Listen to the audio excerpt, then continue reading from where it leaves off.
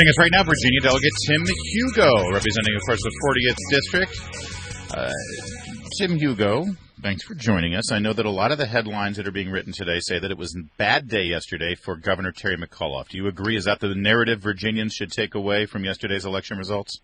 I think so. Look, thanks for having me on. It was a long night, but his hopes for a Senate majority, Democratic majority, were dashed last night.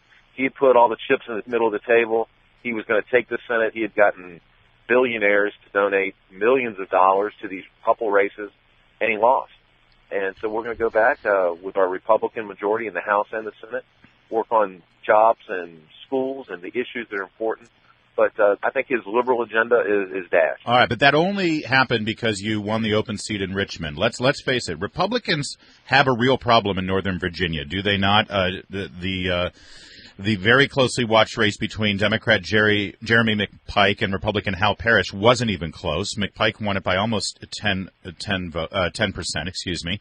And in Fairfax County, you've got one more Democrat now representing that county on the Board of Supervisors. Everyone says Virginia always boils down to how the votes go in this area, Fairfax and Loudoun County. What are Republicans doing about this trend in our area?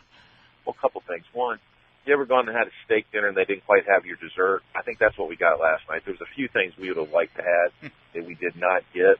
And you're right. We've got to do a better job in Northern Virginia. But look, we won big. You know, guys like me, I'm still winning with 65% of the vote. If you look at the Hal Parrish seat, I wish we had won that. But the fact of the matter is that seat was gerrymandered, and it was a tough seat.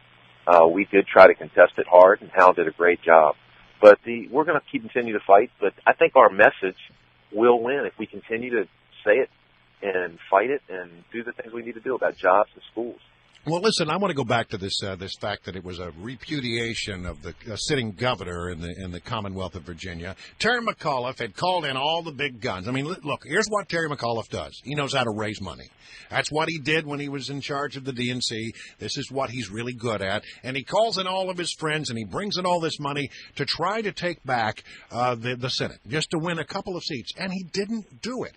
This, I think, the narrative should be a complete repudiation of Governor McAuliffe. But he got Michael Bloomberg to put millions of dollars in. That's right. He got one of Warren Buffett's partner's boys donated another $1 million.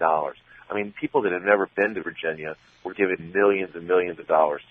This is what the governor does, right? And he lost. The fact of the matter is he lost. He wanted to expand Obamacare. That's not going to happen. He wanted to take this in a liberal way. That's not going to happen. We're going to focus on kind of the bread and butter issues with a Republican majority, with a speaker and Tommy Norman down in the House, and running the Senate. And I think we're going to have a good, productive session. Look, Terry McAuliffe, the reason he did this, he tells people he wanted a Democratic Senate so that it would set up Hillary Clinton next year. And then his plan is to be Secretary of Commerce. I think that hurdle now is a lot harder for him to make. Hillary, that was the momentum that he needed, is not there. Let's not understate the loss of Democrat Dan Gecker. This is that seat down near Richmond that Glenn Sturdivant, is that how you pronounce his last name? The Republican won, thus retaining the Republican majority.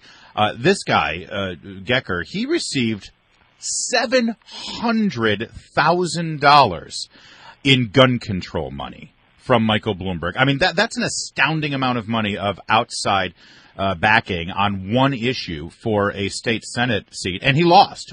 Now, will Republicans now take this and actually try to move legislation in Virginia, knowing full well that Terry McAuliffe will veto it, but will you start passing legislation and forcing him to veto it so Virginians have a clear understanding of what happens when a Democrat sits in the governor's seat?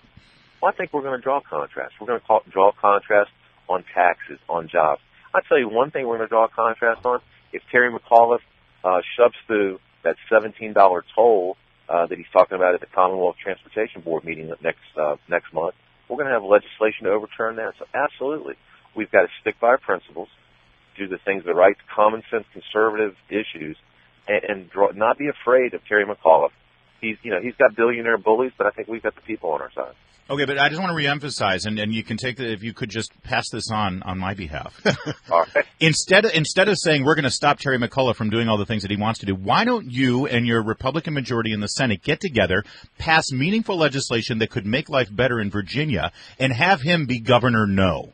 So that way, whatever Republican is running for governor in 2 years, they can say, listen, all these things that this Republican House of Delegates and Senate have been trying to get done here in the Commonwealth, I'll help you get it done if you put me in that seat. And have him be the blockade to actually moving some good, positive legislation. I think we're gonna do that on, all right. on the $17 toll. We're going to do that on taxes. We're going to do that on regulation. We're going to try to reform the schools again and continue on that. I think there's a lot we can do. And look, hey, we might even find something he'll agree to. That's fine. We can find things we agree on. But we are not going to be afraid, and we shouldn't be. I think you're absolutely right.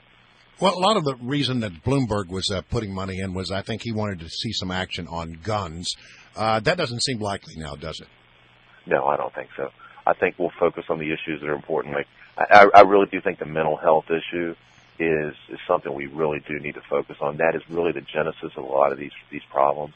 And I think that Bloomberg was really just kowtowing to what Terry McAuliffe said. You mentioned it earlier. He raises money.